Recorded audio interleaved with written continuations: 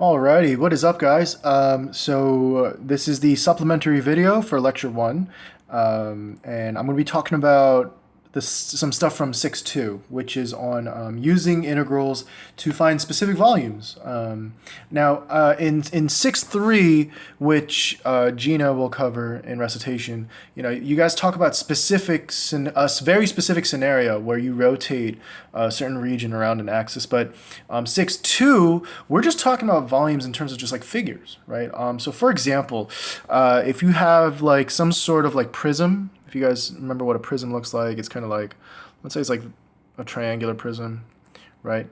You guys are going to find out very soon that my drawings are actually not too great. But yeah, we'll talk about that during class a little bit more. But if you have some sort of volume and you look at what's called the cross section, meaning like if I kind of like chop this thing right there, right? And I kind of look at the resulting figure. That's what the cross section is, right? And we can define a certain volume by its specific cross section.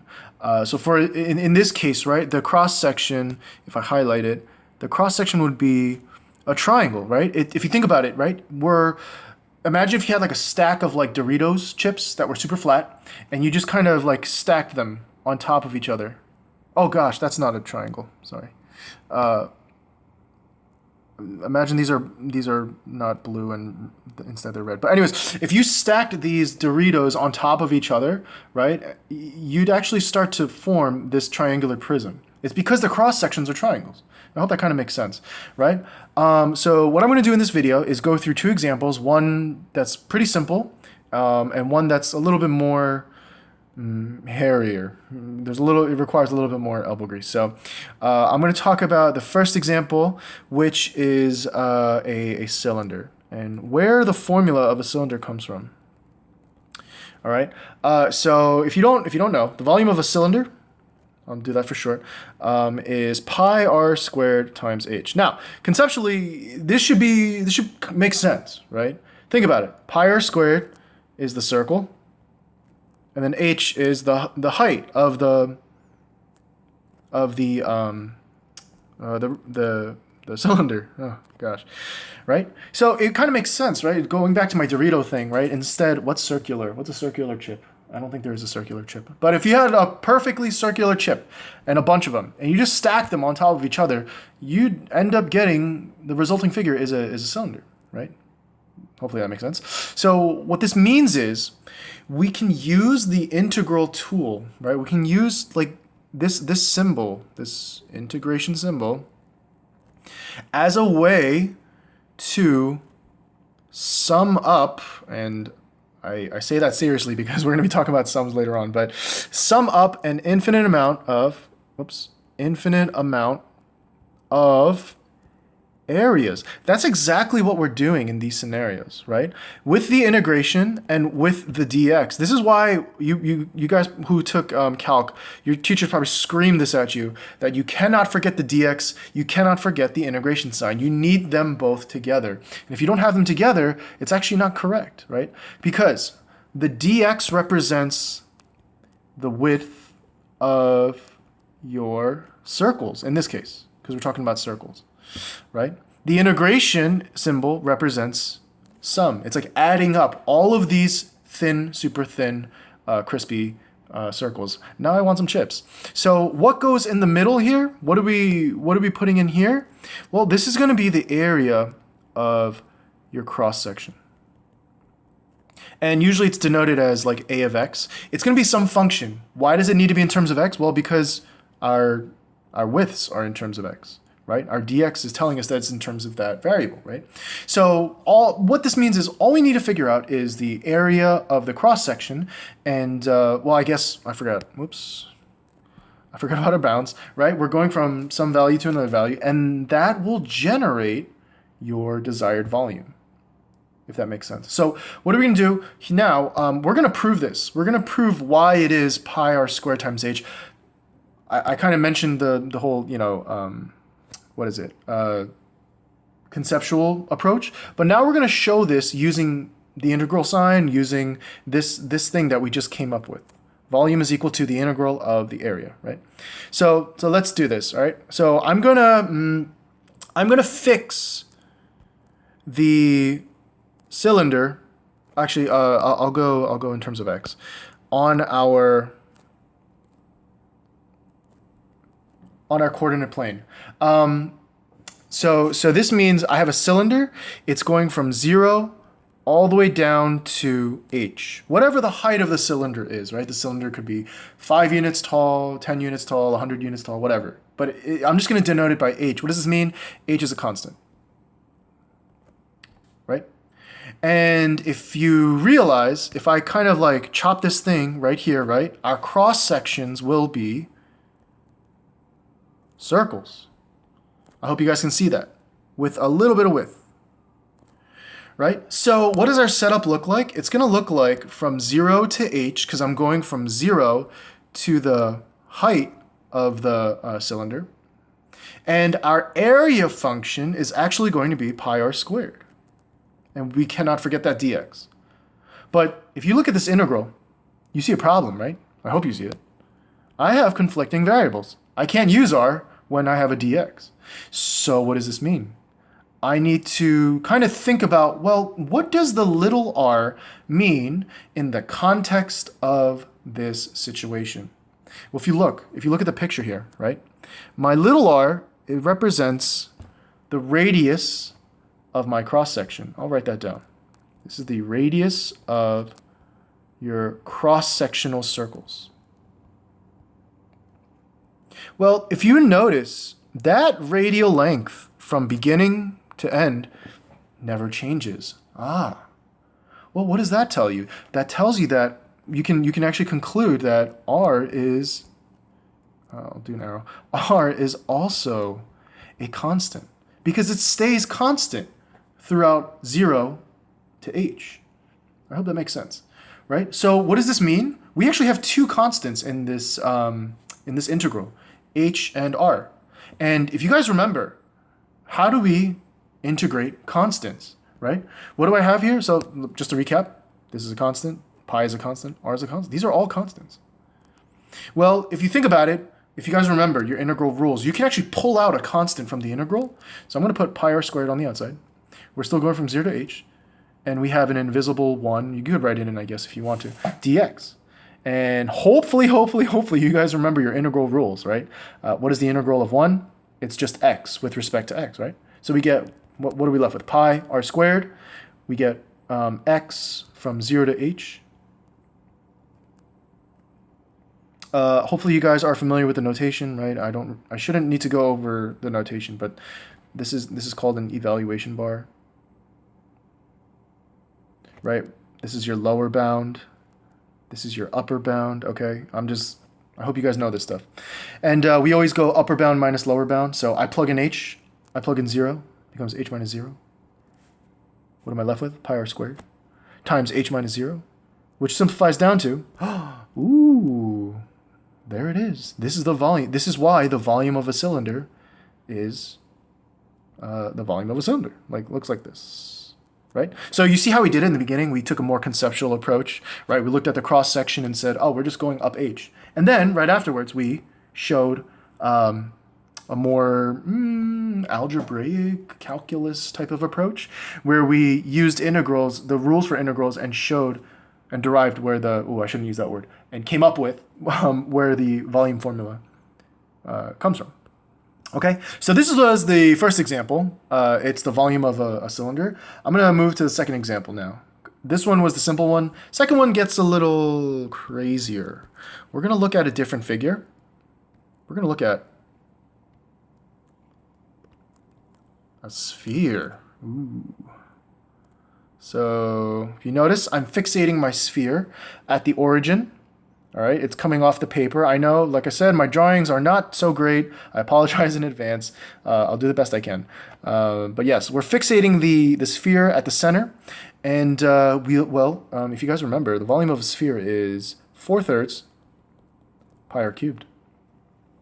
And I know you guys have always wondered, why does it look like that? Why is it 4/3 pi r cubed, right? You're like, well, there has to be a pi because it deals with circles a little bit, right? And the radial length is important and all that jazz, right? But why is it specifically 4/3 pi r cubed? We're going to prove it. All right, so hang on to your hats. All right, so yeah, let's figure out where this comes from by the same way we did the cylinder, right? We're gonna look at a cross section and kind of like integrate it from here to here.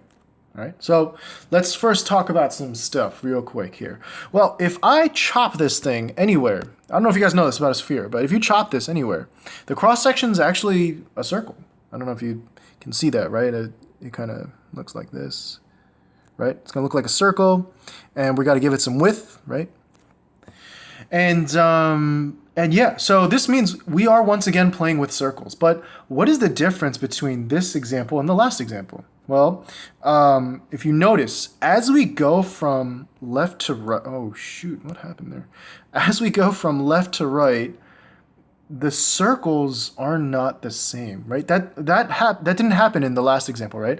As you go from left to right on the cylinder, the circles were exactly the same. That's why we treated r as a constant. But in this problem, the r is no longer a constant. I'm going to call this, so we're going to have to label this thing here. I'm going to call this little r. Now, to not confuse you guys, I'm going to call the radius of the big sphere, oh, I'm sorry, the sphere, big R, right? Meaning anywhere, any point from the center of the sphere out to the end is going to be big R. The little r is going to be the radius of the cross section, just so that there's a distinction between little r and big R. This is the radius of sphere. Now, the radius of the sphere, we can actually say that this is a constant. So that's going to help us with our calculations later on. That big R is a constant. In fact, we see big R up here. How much is that space right there? It's actually going to, since it's from the center of the sphere to the edge, this is going to be negative R because we go in the negative direction, and this one's going to be positive R. So what did we just figure out? We figured out our bounds. We are also, if you notice, identifying like these variables, right, that we're going to be playing with very soon. So here we go. Just to set it all up real quick, we're going from negative R to R. We need an area function in terms of x. We'll get to that very soon, and dx, of course. So honestly, the hardest part for these problems, for these types of issues, or not issues, problems, is figuring out what is this area function in terms of x, right? So in this case, like I said, the cross sections are circles, and we're going from left to right, so it makes sense that they're like, you know, perpendicular to the x-axis. We have to figure out how to get any circle from negative r to r. So meaning, like, if I wanted to know this circle, right? You guys realize that this radius circle, this circle over here may not be the same as this circle right here. Or if I like maybe head more towards the middle, this circle right here absolutely is not the same circle as the other two. So what do we need to do? We need to figure out a function in terms of x that, oh, I'm sorry, I don't know why I did f. I guess because I said a function that finds any circle from negative r to r. So we're going to need to kind of look at this a little bit more closely here. All right, so watch. Well, because due to time, and I'm already running into 14 freaking minutes. Oh my gosh. I'm just going to tell you guys. We need to create a triangle because we know a lot of stuff about triangles. More specifically, we need to create a right triangle. Watch. If I start from the center of the sphere and meet up with said radius of a circle, this could be any of the cross-sectional circles, right? What ends up happening is we end up creating a right triangle. And now it's kind of hard to imagine because you got to kind of see this in like 3D. But if you just pay attention to the green triangle, it'll make sense, right? So I'm actually just gonna read because there's a lot of stuff on that thing right now. I'm gonna redraw this triangle, and we're gonna identify the parts of this triangle using whatchamacallit, using I guess common sense, right? This long one, This is the distance from the origin to the outer part of the sphere. So what can we call this first side? It's going to be big R, right? This little one right here is going to be little r, the one to the right, because that is the radius of your cross section. And then how do we get this last one? What is this one going to be, right? Well, if we look at this closely, right, if we're going from the origin out a certain x amount, well then can't we just call this x? I really hope that makes sense, right? Because we're starting at the origin and going out a certain x amount, so we're going to call it x. And that is our variable. That's the thing that's changing. Well, we also know if this is a right triangle, we can kind of use Pythagorean's theorem, right? We know that x squared plus r squared is going to be big R squared. Aha, we're getting somewhere. We're getting somewhere, right? Once again, what are we trying to figure out here? We're trying to figure out a function in terms of x, meaning stuff with, x's, that's going to give us any, value for our certain cross section, which is, in this case, it's a circle. Right, so let me recap here. What is our a of x? Well, just like the cylinder problem, right? Our a of x this time is pi r squared. And what exactly are we going to do here? We can't, like I said, we can't keep that r squared in there because that r squared is changing in terms of x. Well, we just came up with an expression, or I guess an equation, that deals with r squared and x and capital R, right? So what that means is we can actually kind of solve for r squared. Can you guys see it? Can you guys see it? Right? This r squared is that r squared, isn't it? All right, so let's do some algebra. Woohoo! We like algebra, right? Subtract some x squares from both sides. And what are we left with? R squared equals capital R squared minus x squared. I hope you guys can see what we're going to do next. We're going to take this capital R squared minus x squared and put it in for r squared, little r squared. What are we left with? We're left with the integral from negative r to r, pi times big R squared minus x squared. And I don't know if you guys remember, I said this earlier. What is big R? It's the radius of the sphere, which is a constant.